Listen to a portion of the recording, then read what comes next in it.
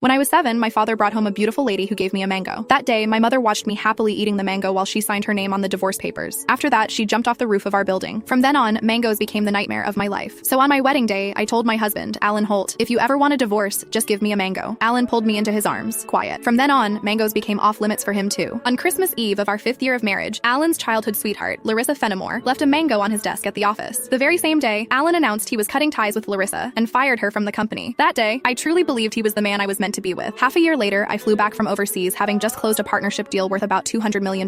At the celebration dinner, Alan handed me a drink. After I had finished half the glass, his so-called childhood sweetheart, the woman who had been kicked out of the company, stood behind me with a big grin and asked, "Does the mango juice taste good?" I stared at Alan in disbelief, and he was trying hard not to laugh. "Don't be mad. Larissa insisted I played a little joke on you. I didn't actually give you a mango. I just gave you a bottle of mango juice." But I think she's right. The fact that you don't eat mangoes is a real problem. You were really enjoying that juice just now. My face went cold. I lifted my hand and threw the rest of the mango juice in his face, then turned around and walked away. Some things are never a joke. I wouldn't kid around with mangoes or divorce. Ms. Mendez, your stomach condition flared up again because of stress and emotional triggers. If there's something you really don't like to eat, you mustn't force it down again. The next time might not just be a stomach ache. We might have to remove part of your stomach. Stay in the hospital for observation for 1 day and contact your family as soon as you can. When I heard the doctor say that, I went completely quiet. For the sake of a new project, I had been overseas for 39 straight days, working day and night, and I finally made it back in one piece. I never expected that at the celebration dinner, 1 glass of mango juice from Alan Holt would land me right in a hospital bed. Out of habit, I tapped open my pinned chat, typed 2 words, and then realized something felt off. Looking closely, I confirmed that it was Alan Holt. He had just changed his profile picture. Now it was a green mango. While I was staring blankly at the chat window, Alan's call came through. He sounded cold. "I'm already home. Where are you?" I said nothing. Any other time, I would soften my voice and act like a spoiled little girl with him. But tonight, I honestly didn't know what to say. Alan sounded annoyed. "Myra, how long are you planning to keep this up? I'm at the hospital." Alan went quiet. He had never shown much interest in my health. He would never have guessed that 1 glass of mango juice from him would send me straight to the emergency room. "Stay put at the hospital. I'm coming over right now." I didn't want to deal with him, but my body was so weak that I didn't feel like moving at all. Time dragged by. The doctor came in to check on me 3 different times, and Alan still didn't show up. Right before I went to sleep, I glanced at my phone one last time and saw Larissa Fenimore's new post on her social feed. "Every time I get hurt, my knight in shining armor shows up. I'm so lucky." The picture under it was a shot of Alan putting a bandage on her. Larissa's profile picture was a yellow mango. It was pretty, but it made me sick. Alan and I had known each other for 10 years, and he had always known exactly where my bottom line was. After so many years in business, he also knew perfectly well how to keep a proper distance from other women. But now, he kept crossing that line again and again. In that case, our marriage and the newest project I had negotiated no longer needed to exist. I had closed a $200 million